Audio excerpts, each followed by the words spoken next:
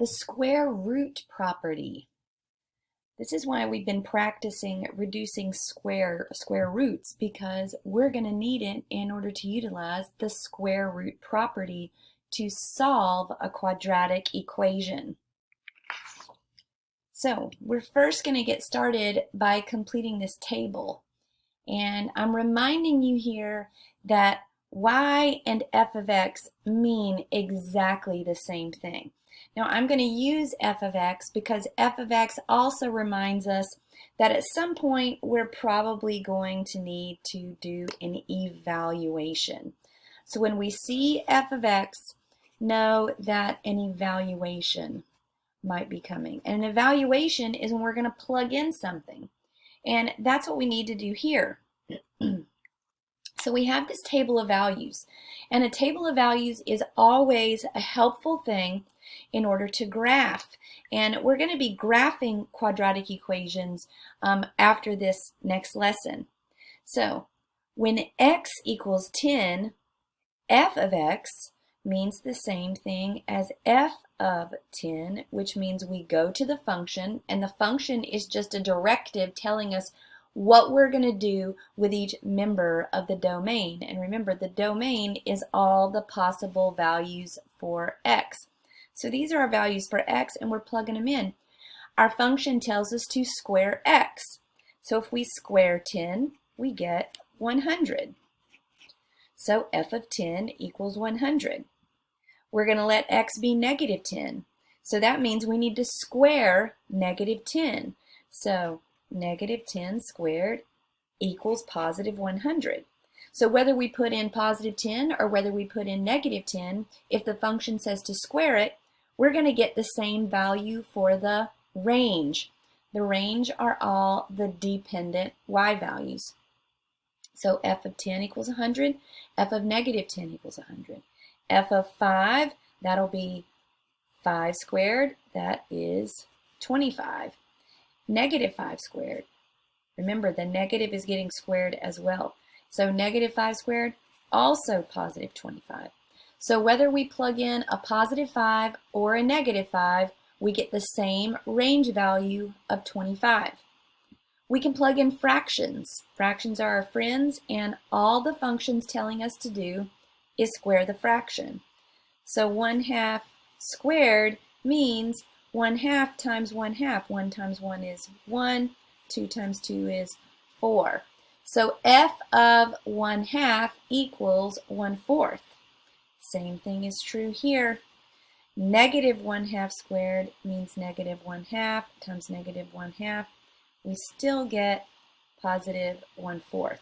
So we want to make a generalization here since we have this squaring function. The generalization is this. It doesn't matter if we raise a positive number or a negative number to the second power, we are going to yield a positive result. So if we raise a positive or a negative to the second power, we're going to get a positive result, and we see that here. And this is still a function because every x value maps to only one y value. Positive 10 will only take you to 100. Negative 10 will only take you to 100. Remember, it's okay if our range values repeat. That still results in a function. But our domain values cannot repeat, and they are all distinct. But the generalization that we can make here when we have a squaring function is that if we raise a positive or a negative to that second power, we're going to get a positive. And if we raise opposites to the second power, positive 10, negative 10, they are opposites. Positive 5, negative 5, they're opposites. Positive 1/2, negative 1/2, they are opposites. If we raise opposites to that second power, we're going to get the same y value. So that's a generalization that we can make here looking at this very simple quadratic function. So let's turn this into an equation and let's take a look at it. So suppose we have the equation x squared equals 36. Remember, we're always asking when we have an equation, what will make the equation true? So we want to know what we can say is true about the value of x. And maybe we shouldn't just say the value, maybe we should say the values of x. Because there's not just one answer here. There's going to be two. And we saw this in the last video, that when we have a quadratic equation, it's going to yield two solutions. We saw that in the homework that you just turned in. A quadratic equation will yield two solutions. So we're going to see the square root property today. And once again, we have this very simple quadratic equation, x squared equals 36. So we learned all about the properties of equality back at the beginning of the year. And the properties of equality, most especially the addition property of equality, the subtraction property of equality, the division property of equality, the multiplication. As long as we do exactly the same thing to both sides of our equation, remembering we have a left-hand side and we have a right-hand side of our equation. As long as we do exactly the same thing to both sides of our equation, we're good. We're keeping our equation balanced. And that's what I'm going to do here. If I want to undo a perfect square, then I need to take a square root. The square root will undo the square. These are inverse operations of each other. Inverse operations. Just like addition and subtraction are inverse operations, multiplication and division. They are inverse operations. So the square root is going to undo the square.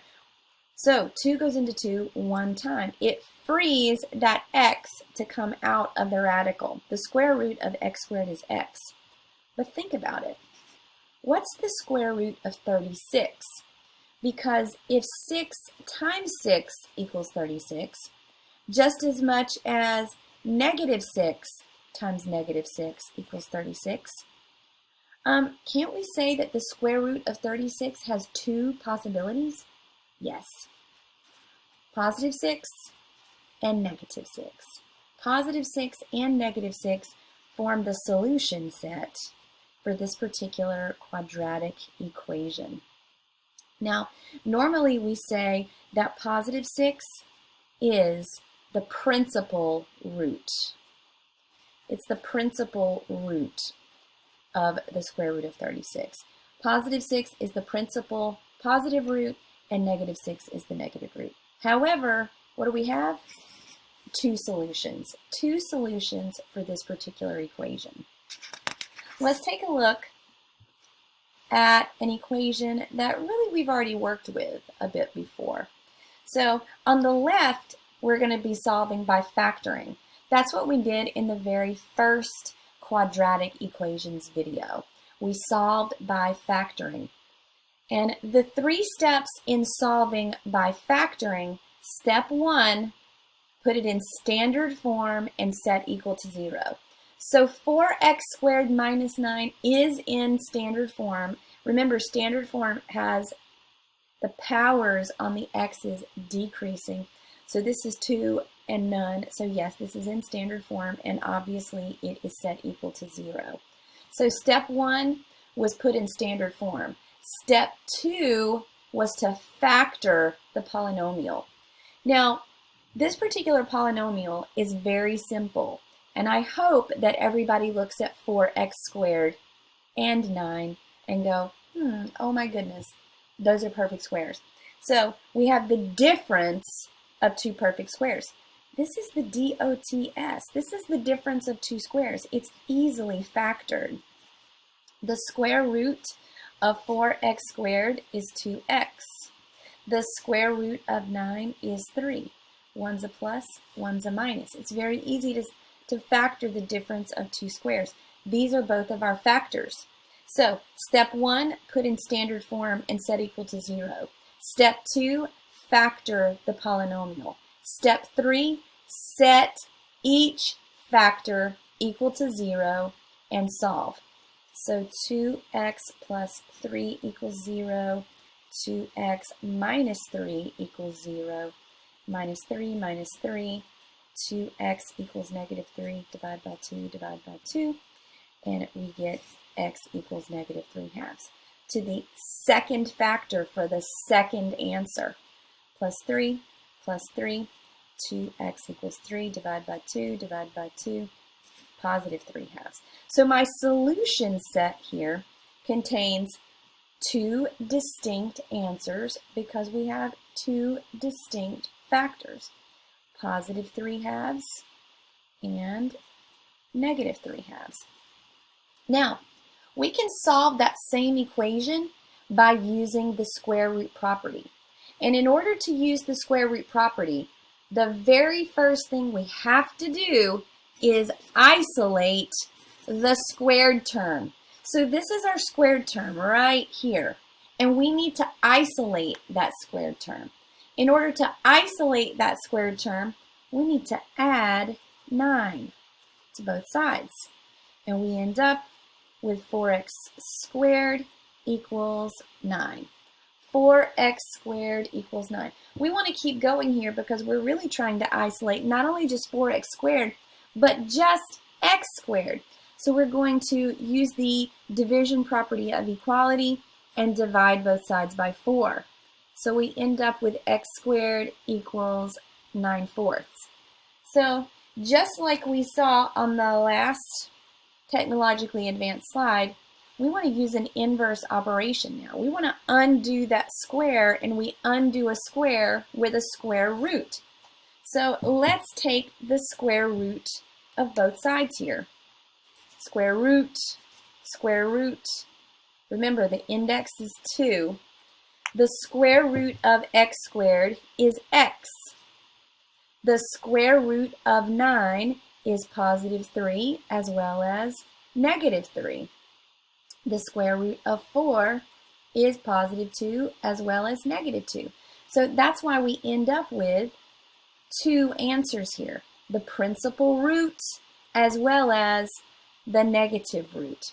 So you can think about the square root of 9/4 as the square root of 9 over the square root of 4. They mean exactly the same thing. That's why we're getting positive 3/2 as well as negative 3/2.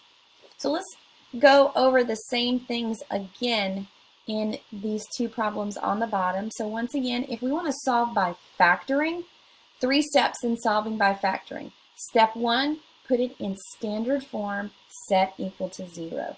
So to do that, I just need to bring the 25 over. 16x squared. If 25 is positive on the right, it will be negative on the left. Same thing as we get if we subtract 25 from both sides. Step 2 is to factor the polynomial. This again is the difference of squares. So the square root of 16x squared is 4x. The square root of 25 is 5. One's a minus, one's a plus. It does not matter the order. Still set equal to 0. So step 1, put in standard form, set equal to 0. Step 2, factor the polynomial. Step 3, set each factor equal to 0. Because we're expecting those two factors to yield 2 answers. So plus 5, 4x equals 5, divide by 4. One answer, 5/4. Minus 5, 4x equals negative 5, divide by 4, negative 5/4. Our solution set contains positive 5/4 and negative 5/4. So, solving by factoring, step 1, put in standard form, set equal to 0. Step 2, factor the polynomial. Step 3, set each factor equal to 0 and solve for our 2 solutions. Solving by Using the square root property, the first thing we want to do is isolate the squared term. In this case, it's already isolated. We need to just keep going because we want just this part by itself. So let's divide both sides by 16, and we get x squared equals 25 over 16. Now, don't panic because we have a fraction once again. Notice that the fraction is a perfect square over a perfect square. So we are going to take the square root of each side. The square root of x squared is x, and the square root of 25 over 16 is 5/4, positive 5/4, and negative 5/4. That's our solution set. Now, to finish off this video, let's fill in the blanks, and then I'm going to let you do 3 practice problems. We can use the square root property to quickly solve a quadratic equation that does not have an x term. Notice, there's no x to the first term in any of these problems. We only want to use the square root property if we only have a squared term. So, step 1 is to isolate the squared term. That's what we have to do first in every single one of these. So pause your video and try these problems, then come back and check them.